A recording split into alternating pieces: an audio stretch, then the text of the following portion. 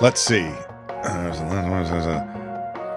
Hi, I'm Scott. That's Tony. If you like This Is True Really News, please like, subscribe, and or follow, and tell all your friends that they can find This Is True Really News at Pocket Casts, Radio Public, and Stitcher.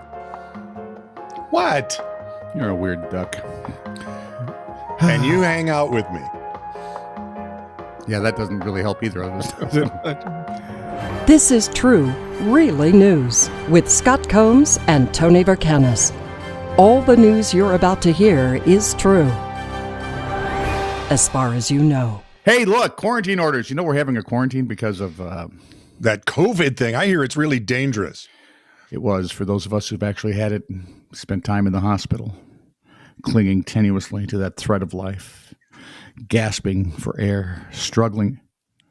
If only I could just watch one more Superman movie. Batman would be better. Of course, if they would actually do a good Batman movie, that would be better. Oh, now here we go. Yeah.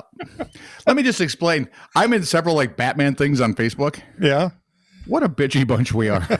Gee. I've come to the conclusion. No one really likes any of the Batman movies. They tolerate them because they're Batman movies. And their favorite Batman is the first one they saw. Oh, see, that's the problem people Which have. makes the children sitting in mom's basement useless. Yep. Because the Nolan movies bit the big one. Mm-hmm. And the Ben Affleck movies could have been better, but they didn't do much with Batman, except make him an idiot at times. So I'm sticking with the cartoons. They're better. On with the show. Where was I now? Oh, yeah, clinging thread of life. yeah. Gasping. So the quarantine orders didn't stop one British man, there we are, from completing his marathon. Remember I told you, former professional javelin thrower James Campbell ran a marathon in his backyard. That's right. You were talking about this guy. His route was a 20-foot path across his patio and onto his small lawn, which I believe in Britain is called his small garden. Yes.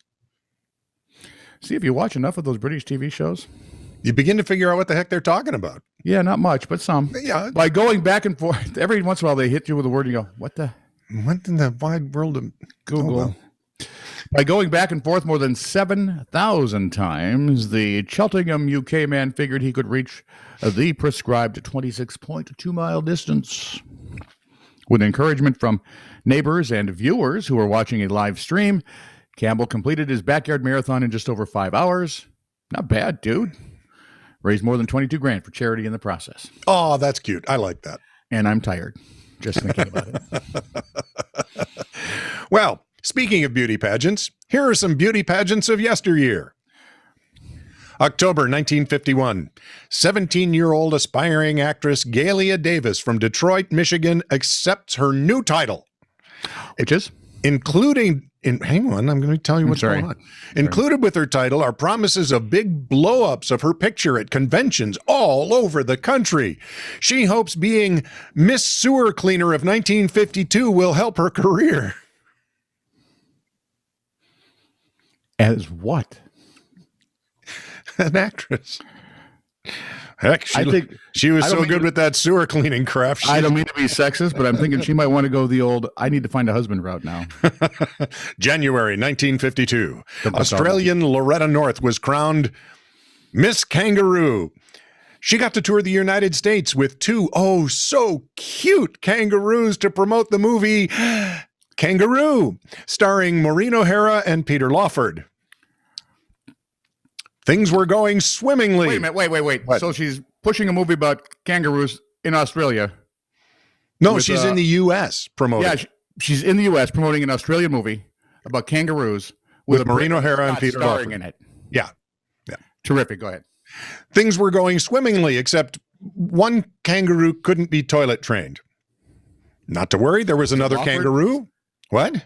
Was it Peter Lawford? No, it was the other kangaroo. Not to worry, there was another kangaroo, and Loretta's hospitalization for strep throat was the only other wrinkle, unless you count the fact the second kangaroo decided to die. So now you're stuck. Did you bring out the Puru? Puru. Or the Deadroo? Prop him up in the corner. I'm going to take the kangaroo for a drag. Just prop me up again. I'm going to take the other kangaroo for a poop. A truck hauling. Of course, that we're in a pandemic.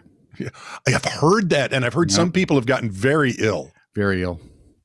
Some of us barely clinging to the thread of life in the hospital. Move toward the white light, Tony. No, I moved the other way. Oh, okay. I'm lousy with directions. A truck hauling what was a highly valuable product overturned and caught fire outside of Dallas. This was last spring. Can you guess what it was? The accident occurred in Hutchins, Texas, when the large truck crashed on Interstate 20. The driver escaped? Yes. Well, he might have gotten some bruises too. See, after you have the COVID, sometimes your mouth inserts certain vowels in places for no reason. Shut up, Chromes. The driver wasn't a vowel. That was a consonant, you maroon. Whatever. It also damages brain cells that tell consonants from vowels. Yeah, here's the thing. If you get that brain fog deal, how are you going to know? I would never know. The driver escaped the crash unharmed. Texas officials say the cache of single-ply toilet paper went up like that. So I always go for 4-ply. So it goes up like that. Slightly slower. Yeah. Not enough to save anything, but yeah. Worst high school metaphors. As mentioned earlier this week. Oh, hang on, wait. Okay, I'm ready. When you get an assignment in high school to write a page worth of metaphors for your teacher, if you wrote anything other than comedy, you're a nerd. Yeah. And some people throw these up as if to say these high school students are idiots. No, they're comedy geniuses. They're very funny. They are. They're funnier really than we are. So, well, hey, what? Do not insult the people we're using their material, man. His thoughts tumbled in his head, making and breaking alliances like underpants in a dryer without cling-free. Disturbingly accurate. Her hair glistened in the rain like a nose hair after a sneeze. Sure. Yuck. He fell for her like his heart was a mob informant and she was the East River. That right there is comedy gold. Written by a kid in New Jersey, no doubt. Based on true events. Okay, now I'm going to try to get through this one. All right. The baseball player stepped out of the box and spit like a fountain statue of a Greek god that scratches itself a lot and spits brown, rusty tobacco water and refuses to sign autographs for all the little Greek kids unless they pay him lots of drachmas. Winner, chicken dinner. That's just wrong. And finally, I felt a nameless dread. Well, there was probably a long German name for it, like Gespucklenacht or something, but I don't speak German. Anyway, it's a dread that nobody knows the name of, like those little square plastic gizmos that close your bread bags. I don't know the name of those either.